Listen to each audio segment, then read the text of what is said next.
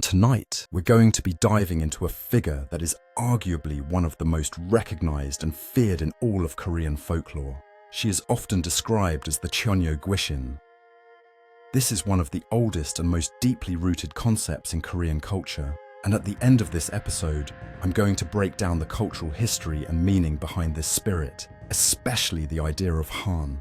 So stick around if you're interested. But first, let's begin with our stories for tonight. These are dramatized accounts of those who came a little too close to her. Our first story takes us to a place that was once considered one of the most haunted locations in South Korea, the Gonjiam Psychiatric Hospital. The building has since been demolished, but its dark legends are still around, fueled by decades of rumors and terrifying reports. The story of Gonjiam is filled with tales of mysterious patient deaths and even a director who supposedly unalived himself. It became a popular spot for paranormal investigators and thrill seekers, and many of them left with stories they couldn't quite explain. So, this account comes from a group of 4 university students. They were urban explorers who liked to document their visits to abandoned places. They got to Gonjiam just after midnight, armed with their flashlights and cameras, hoping to capture some proof of the paranormal activity the hospital was famous for. The building stood in front of them like a skeletal wreck against the night sky. Inside, the air was thick with the smell of decay.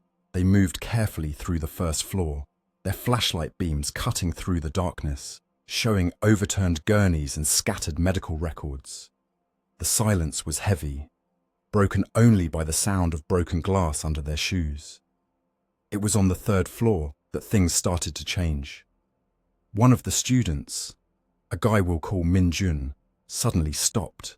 He said he felt an ice-cold hand grip his shoulder, but when he turned around, nobody was there. His friends were a few feet ahead of him.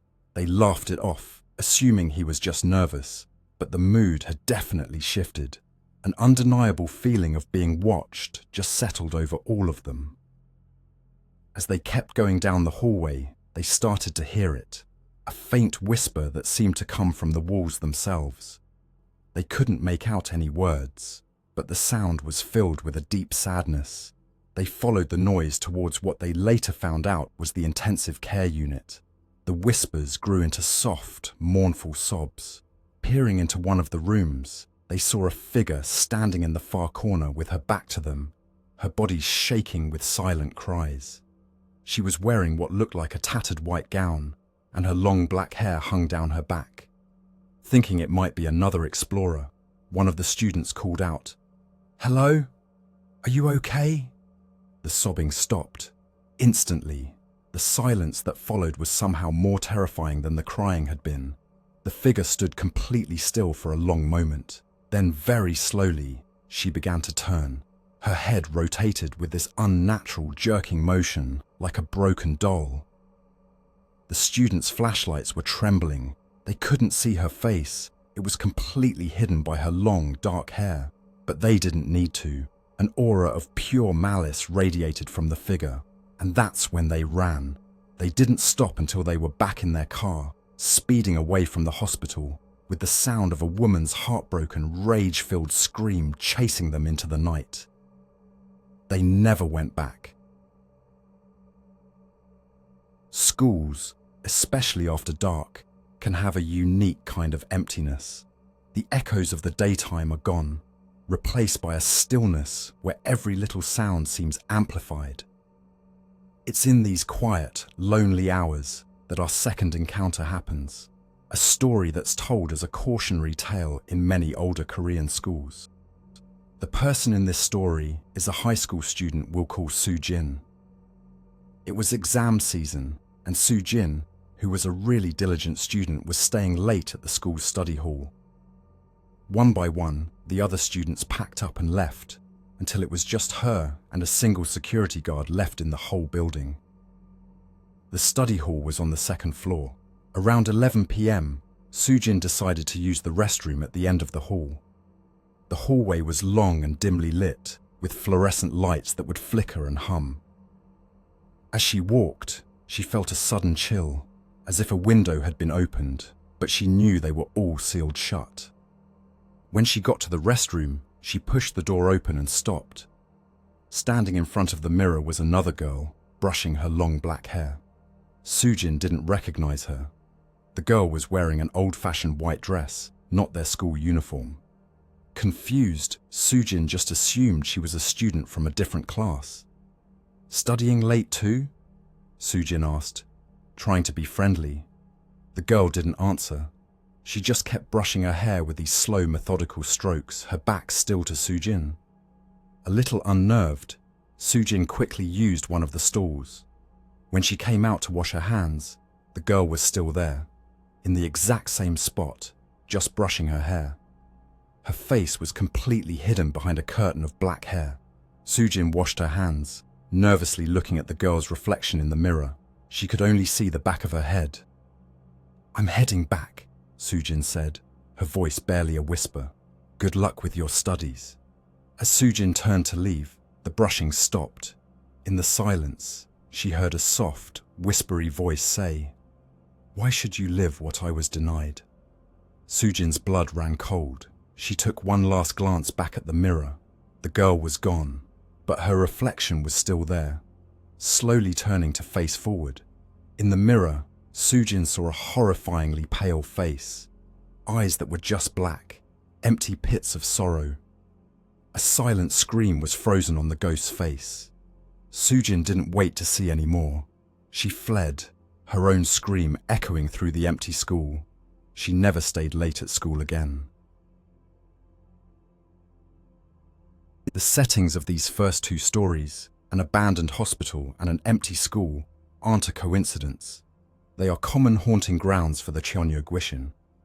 These are places tied to human suffering, loneliness, and the end of life. The core idea here is a concept known in Korean culture as Han. It's a complex emotion, a mix of deep sorrow, unresolved resentment, grief, and a huge sense of injustice. It's the kind of wound so deep it becomes part of your soul. The Cheonyeo Gwishin is seen as the ultimate embodiment of Han. In traditional Korean belief, a proper life and a proper death were very connected. For a woman, the path was often laid out: serve her father, marry and serve her husband, and raise children. To die before fulfilling this role was to die incomplete, leaving the soul with this powerful resentment. This injustice is what fuels the ghost's rage and traps her on Earth. Her iconic appearance, a pale face, long black hair, and a white hanbok, which is traditional mourning clothing, all adds to her terrifying presence. While cities are common settings, some of the oldest tales of the Cheonyeo Gwishin place her in nature, especially in dark forests. These are places of isolation where the modern world fades away. Our third story comes from a young couple who went camping in a national park known for its ancient forests. Ji-hoon and Eun-hye were experienced hikers. They chose a remote trail to get away from the crowded campsites. After a few hours, they found a small secluded clearing near a quiet pond, surrounded by tall, dark trees. It seemed perfect. As dusk fell, a strange quiet came over the forest. The usual sounds of insects and birds just went silent. The couple sat by their fire, but the warmth couldn't shake a sudden chill in the air. Eun-hye felt it first, the unmistakable feeling of being watched. She looked at the dark tree line, but saw nothing. Later that night, in their tent, they were woken up by a sound. It was a woman weeping, coming from the direction of the pond. Ji-hoon, thinking it might be another camper in trouble, cautiously unzipped the tent. The fire was down to glowing embers. Near the edge of the water, they could see a figure. It was a woman, her back to them, dressed in white. Her long dark hair flowed down her back. She was kneeling by the water's edge, her shoulders shaking with sobs. Ji-hoon called out, asking if she needed help. The weeping stopped. The figure slowly stood up. She didn't turn around. Instead, she began to walk directly into the pond. The water rippled around her as she moved deeper and deeper, with no sign of struggle. The couple watched in stunned silence as she went completely under the dark water and vanished. Terrified, they packed their things in a frenzy and hiked through the dark, not daring to look back. This encounter is very similar to the legend of the Cheonyeo Gwishin, or water ghost, the spirit of someone who has drowned. Often these spirits are lonely and try to drag others down with them, but in this case, it seems the spirit was just replaying her own tragic end. To truly understand the Cheonyeo Gwishin, we have to look back to one of Korea's most famous ghost stories, a classic from the Joseon dynasty, the story of Janghwa and Hongrion. This isn't a modern story, but a foundational piece of folklore that has really shaped the image of the vengeful virgin ghost. The story starts with a man who had two daughters, Janghwa and Hongrion. After their mother died, their father remarried. The new stepmother was a cruel woman who hated her stepdaughters, especially after she had 3 sons of her own. When Janghwa, the older sister, got engaged, her stepmother came up with a wicked plan. She had her son place a skinned, dead rat in Janghwa's bed. The next morning, she accused Janghwa of being unchaste and having a miscarriage. Shamed and devastated that her own father believed the lie, Janghwa ran into a nearby forest. The stepmother ordered her son to follow, and when he found Janghwa by a pond, he pushed her in, and she drowned. Soon after, Hongrion, overwhelmed by grief and the abuse, also met her end in the same pond. But their story didn't end there. Their spirits began to haunt the local village. Every new mayor appointed to the town was found dead the morning after his arrival. This continued until a brave young man took the job. On his first night, the ghosts of the 2 sisters appeared before him. They explained they didn't want to cause harm, but were desperate for someone to hear their story. They told him how they were framed and murdered. The new mayor, moved by their story, ordered an investigation. The evidence revealed the stepmother's lies were exposed, and she and her son were sentenced to death. With their names cleared, the spirits of Janghwa and Hongrion were finally able to find peace. This tale is a powerful illustration of Han, the injustice, the sorrow, and the desperate need for resolution that drives these spirits. Our final story moves into a modern relationship, exploring one of the most disturbing aspects of the Cheonyeo Gwishin legend, her envy of the living. Sometimes, she doesn't just want to be seen, she wants to take over. This account comes from a man named Sung Ho, who shared his story online.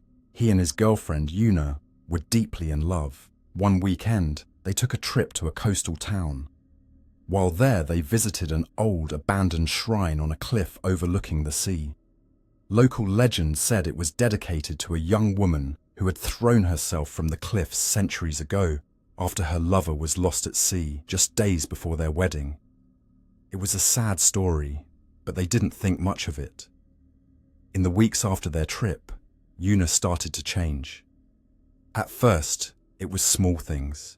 She became withdrawn and sad, but then her behavior got stranger. She would wake up in the middle of the night just staring at the ceiling. She started wearing white clothes almost all the time.